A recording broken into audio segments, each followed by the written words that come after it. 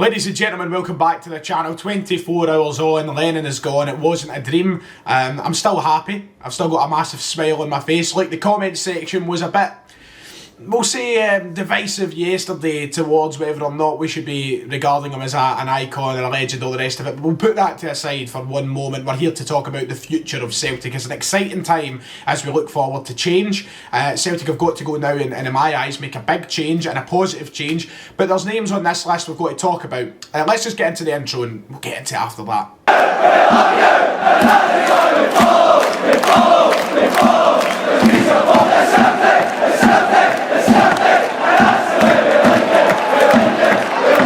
So pardon me for looking like a tramp, as you know, the lockdown has been extended and all the rest of it. The haircut is further and further away. I feel disgusting, but we'll get there, we'll move on.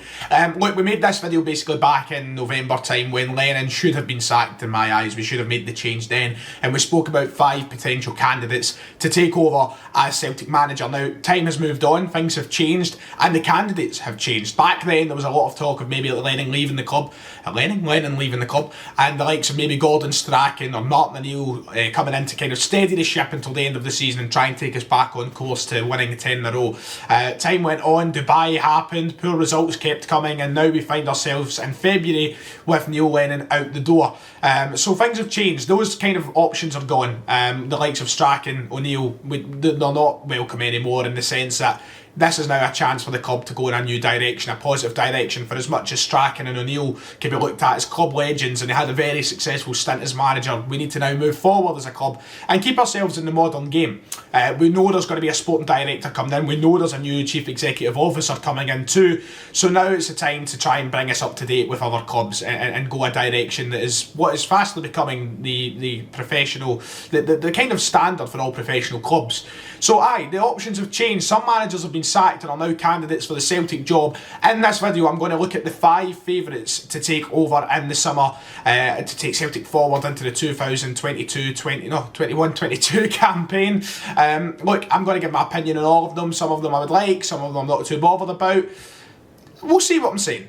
So I'm going to work from least favourite to favourite, and of course there's plenty of other options, and I'll give a kind of special mention to what's it called again when you do that? What's that thing? What is it? Honourable mentions. I'll give some honourable mentions at the end of the video to other suggestions that have been brought forward. But look, this is only the start of the conversation. This will be going on for the next 2 or 3 months. I believe there'll be many videos that I'll be sitting down on this chair talking about who is potentially the next manager of Celtic as stories break and rumours start to circle. And we'll be on the podcast talking about it a lot too, I'd imagine. So look, this is only day 1 of what is now the managerial search for Celtic. This is going to be a long journey, and it's an exciting one. I'm just hoping that Celtic don't go for an option like your Roy Keane's, or, you know, I'm surprised Owen Coyle hasn't been thrown into the ring yet. I hope we go for something fresh and exciting, something that brings us back to a level that we were a few years ago with Brendan Rodgers.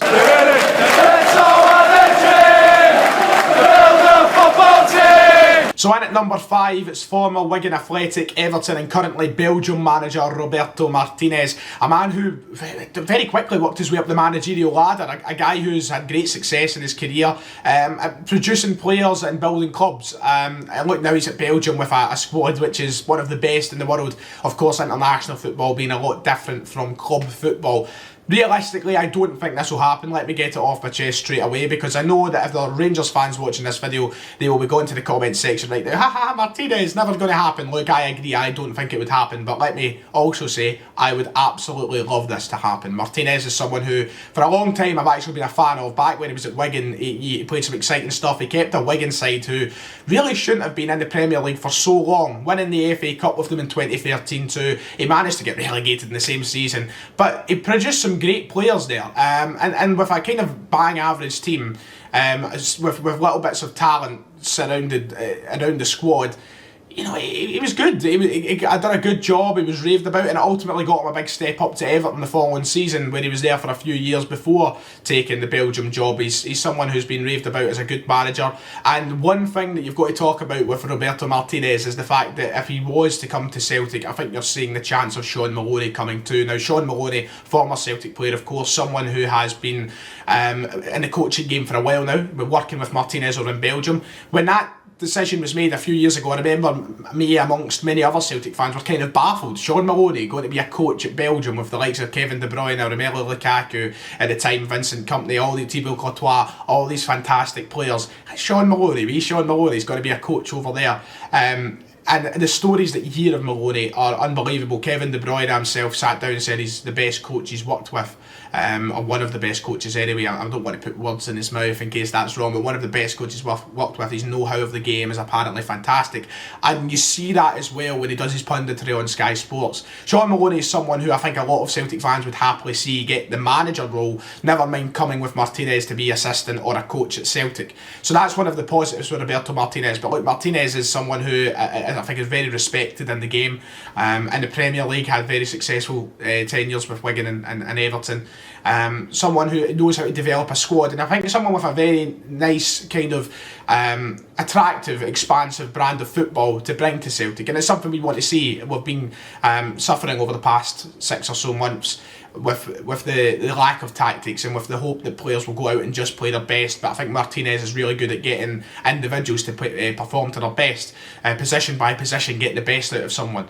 And I would like to see him come through the door at Celtic. I would never knock it back in a million years. Realistically, I don't think it'll happen. But the fact he's odds at 8-1 is kind of unbelievable. I didn't think he'd be anywhere near those odds.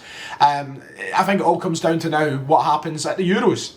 It could be his last tournament in charge with Belgium. I think that if they don't go out and make a very impressive showing of it, he could be relieved of his duties at Belgium. They're a team who are one of the best in the world, we know that. I think they're not number one right now in the world standings, or close to it anyway, if not. Their squad is just fantastic. It's one of the best international squads I've seen in my lifetime. But they haven't hit the heights that they should be. They've not done too well at these international tournaments. And Martinez could take share of the blame for that, and people might say that makes him not good enough to be at Celtic. But you know, when you have squads like that, sometimes it's just difficult to get the best out of them. And you look at England in the past when they had their kind of golden era, and Scholes, Gerrard, Lampard, Rooney, all these players, Beckham, and they didn't hit the heights. Sometimes there's just that many good players that maybe egos take over. But look, he's a fantastic manager, and you would never knock him back in a million years if he had the chance to beat Celtic. Frank Lampard, number 4, 7-1. Fat Frank, just sacked from Chelsea, just in the past couple of months there after, failing, I would say. I'd simply say failing. I wasn't a fan of him at Chelsea. I didn't think he was the right man for Chelsea in the first place, and I don't think he's the right man for Celtic. This is a man who took Derby from, I think, 4th to 5th, and then took Chelsea from 4th to 4th. And yet he was painted out in the media as a kind of brilliant manager, and I don't agree with it. Look, I don't want him at Celtic. I really don't. This is someone who failed with the spending of what, £200 million in the summer. And I'm not saying that he's not going to go on in his career to be a good manager. I think he could be. I was a massive fan of Lampard as a player. He's one of the best players I've seen in my lifetime. Brilliant goal scorer, brilliant playmaker. It was really the complete package for Chelsea. But as a manager, I don't think he's done anything to suggest that he's the right man to take Celtic forward. The likes of Sky Sports are licking their lips at the prospect of advertising a Gerrard versus Lampard match, and that is why I think his odds are so, I think that's why he's one of the favourites. The fact that they can try and market that as the big rivalry, that would they look at that as overshadowing the derby itself. The fact it would be Gerrard against Lampard, that's all you'd hear from Sky. You wouldn't hear anything about Celtic Rangers, you wouldn't hear anything about the Glasgow derby, the Old Firm, whatever. All you would hear is Lampard versus Gerrard constantly. And that's not what turns me off about it. I just don't think that he's shown much as a manager to be someone I want at Celtic. Great player, of course, but this whole trend of former players becoming managers it isn't one that I've warmed to. You look at Solskjaer at Manchester United, I've been a fan more recently, but it was something for a long time that wouldn't work. You look at clubs over Europe doing it now as well. Lampard at Chelsea being the kind of the main failure of it all.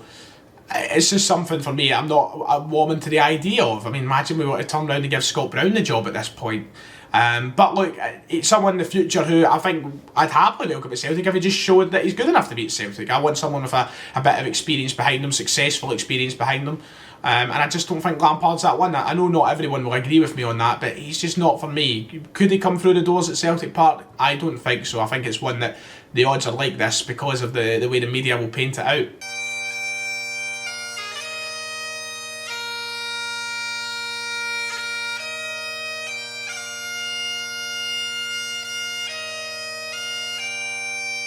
At 5-1, number 3 in this list is the Scotland manager, Stevie Clarke.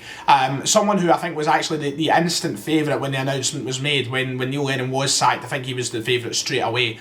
I just don't see it happening. But let me get off my chest right now. I would welcome it. I would like Stevie Clarke, and I know it's one that kind of separates opinion. I've spoke about this in the channel before. It separates opinion potentially because of the brand of football you're getting. Look, Stevie Clarke, as we know, is a defensive manager. We looked at what he'd done with Kilmarnock, and we now look at what he's doing with Scotland. He's a manager who likes his defensive football. If Stevie Clarke was given the resources and the team to play attacking football and the power to, win a league, we would see attacking football out of him. We would. I'm not saying it would be, Pep Guardiola-esque or anything, but it's not like he's going to get us scoring no goals. People are quick to create this impression that all we'd do is defend and we'd sit 10 men behind the ball. That's not going to happen because he'd have the attacking quality which he lacked with Kilmarnock. And he kind of lacks to Scotland to an extent because Scotland aren't as strong as maybe the opposition we come up against. He's got Scotland winning and he's done it in a good way. Now, what he's doing with Scotland is very much what he could do with Celtic in Europe. He could get us playing a style of football that makes us not get embarrassed in the Champions League. It makes us get to the Champions League group stage first of all. We get a team, I think, set up defensively that wouldn't struggle. Now, the main criticism that comes with Stevie Clarke is he's going to be the kind of manager that comes in and then looks to sign Declan Gallagher and Stephen O'Donnell because he's worked with them before. I don't think so. But there is that risk, of course. Look, once again, I don't think it will happen. He's got Scotland to the Euros. He knows that after the Euros he's got the chance to take Scotland to a World Cup. I think he'll be very happy there. Of course, Celtic can probably offer him a higher wage and that could tempt him, but I think he's quite content with the idea of staying at Scotland, and I think he enjoys that international setup. Also someone before who's openly spoke about the kind of issues in the west of Scotland with, of course, sectarianism and all the rest of it, so I don't know if he's warm enough to the idea of coming to be Celtic manager where that would be rife. But look, I would welcome it if it happened, I really would, but I just don't see it happening. You were the chosen one! Let's talk about him once more, Eddie Howe. His second favourite for the job at the minute, and I hope that sooner rather than later he becomes the favourite, and then sooner rather than later after that he becomes the manager of Celtic, a man who's currently 4-1 in the odds of becoming Celtic manager. He, for me, has to be the next Celtic manager. I know that there's a lot of animosity with an element of the Celtic support who think that he's overrated and they don't see why he should become Celtic manager. This is a man that under the new system that Celtic will go with, a sporting director and this new CEO, that I honestly see thriving. And look, I don't want to get too ahead of myself and make all these bold claims. I mean, he's not even fucking manager. Let's wait and see who the manager is. I don't want to come out and say, oh, it's instant success if he comes in, because I think there's a lot of rebuilding to do in terms of not just signings, but fitness and all the rest of it. But he's someone who at Bournemouth showed very clearly that he is ambitious. He's got a strong place in the game already. He's got a very good tactical know-how, a very good know-how of the game overall. Just listen to him speak, tells you everything you need to know. If you haven't, I'll once again direct you to a video he's talking about playing against Chelsea, talking about his tactics in that game, and the way he speaks about the game is brilliant. He's very forward thinking. And I think it's the closest thing that we could get to Brendan Rodgers in terms of a new manager. And I know people will be saying, well, you don't want to go back to O'Neill, blah, blah, blah, why do you want to go back to Rodgers? Rodgers was so successful, and Rodgers right now is one of the best managers in Europe because of the way he looks and reads the game. And I think Eddie Howe has a very similar reading of the game to Brendan Rodgers. I think he would bring in good signings. I think his recruitment would be good if he was backed, that is. And ultimately, he's a young guy with a lot of potential. I think he would thrive up here, and I think he would maybe take us somewhere in Europe as well. Look, there will be animosity towards any managerial appointment. That's the reality of it. I think that, there will be elements of the support who like some managers and then don't like some managers and vice versa. But for me, this is a guy who's just cut out to be a top manager. He's cut out to understand the modern game. And he's someone who's going to bring change to the club. He's going to bring influence to the club. And he's going to get this team fit and playing again. We looked at the priority that Brendan Rodgers put on fitness. I think that he would bring that back. I think Eddie Howe would get the players fit and ready to play 3 games a week. there won't be such thing as fatigue in the players. There was never fatigue at the club when Rodgers was in charge. Maybe with someone like Tom Rogic and Lee Griffiths, because they just kept getting injured and they wouldn't apply themselves maybe. But you looked at the way that players were playing. Tierney and Dembele and Edouard at the time was unbelievable, and I think Howe can bring that back and he can get top players playing their absolute best again. So for me, he's got to be the player option. Let's hope that he becomes the favourite. I know he'll split opinion. I know he will. But I just have a very good feeling about Eddie Howe, and I think a lot of people will share that same feeling with me. I can hear the Celtics sing, their hearts are filled with joy. John Kennedy. Brought up right and thunder to the boys. And finally, the favourite for the job right now, John Kennedy, the current, I was about to say current assistant manager, I keep forgetting Lennon's actually gone now, the current interim manager of Celtic, a man who's been at the club for a long time. I think he's been a first team coach since 2014 now. He knows the club very well. I have been a massive fan of Kennedy for a long time now. Under Rodgers, he was spoken about as a great coach. He looked like a good coach. Obviously there is that kind of favouritism that you might give to a coach because he once played for Celtic. He's someone who we can't shy away from criticism. He's got to take part of the blame. He's there, he's on the training ground. I don't know to what extent things will change now under Kennedy. That's the thing. I don't want him to be permanent manager. Let's get out of the way. I did at a point. I always said, and you can go back and see the channel, I won't hide away from this because people will know I've said it. I always said back in the Rodgers days that when Rodgers leaves, this was me under the naive understanding that Rodgers would be here for 10 in a row. I always said that when it comes to June 2021, when Rodgers leaves the club or whatever, I would want John Kennedy to kind of step into being the manager. I thought the role was cut out for him. It was a new era. We may as well let him take it. I was very happy with that idea, but now with the way that this season is formed, we need a positive way forward. We need a change. Kennedy doesn't incite change for me at the moment. It doesn't incite change. What it incites is the same old. It incites the same problems that we've had under Lennon for the past few months. So I think that we do need to move on from Kennedy. I don't think he should be permanent manager now. Look, there'll be a lot of judging to do over the next 8 or 9 games. For all we know, John Kennedy could go out manage this last portion of the season, and we could be playing the best football we've seen. But on the other hand, it might be just the same stuff as we've seen under Lennon. There's going to be a lot of questions to be asked about, not just Kennedy, but the team, all their characters. And he's going to be a major part of that. So I guess the conversation about Kennedy will be more kind of relevant at the end of the season. If he should be manager or not. Right now, I don't think he should be. I don't think he's very well near the main job. I would love for him to stay on at the club to some extent, whether it be a coach again. And I know a lot of people won't agree with that because, once again, it's kind of keeping in the old. But I've always been a fan of Kennedy, and he was, of course, an integral part of Rodgers' success. So I'd like to see him stay on, but not as a manager at this point. But we'll judge that when the interim basis comes to an end, I suppose. Look, there's one man for me, and it's the one we spoke about a moment ago, Eddie Howe. So that does it. As I said at the top of the video, look, there's going to be a lot of talk about this over the next few months. This is not the end, this is only the beginning. There's going to be names thrown about. There's going to be people that we probably haven't expected. The papers are going to break stories about who we're talking to. There is so much that will change over the coming weeks and months that I'll update you on through the channel, and I'll give my opinion to the channel. That's what I'm here for. Some honourable mentions very quickly outside the top 5 favourites. Of course, you've got Rafael Benitez, you've got Enzo Maresca, Leonardo Jardim, Roy Keane, Alex Neil, you've got David Wagner, Craig Levine's even in there, Sean Maloney, Martin O'Neill's creeping up in the list as well, Lucien Favre of former Borussia Dortmund manager, a name that I would like to. There's a lot of names that we can break down and talk about. This is a massive list. As things become more realistic and talk starts, we will break it down when we can. But let me know what you think right now at this moment in time in the comments below. What's your opinion of the 5 current favourites and the odds of those managers? Make sure you leave a comment, like and subscribe. I'll see you all next time.